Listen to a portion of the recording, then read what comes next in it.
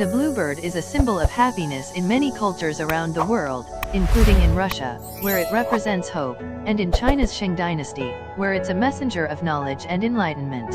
In Native American mythology, some tribes consider the bluebird a spirit in animal form that symbolizes the dawn of a new day. Others associate the friendly bird with the sun.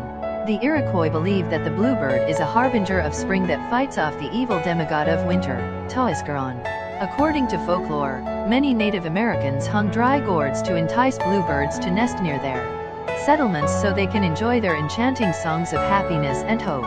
Just gazing upon one of the little flying cobalt creatures of contentment is said to bring joy.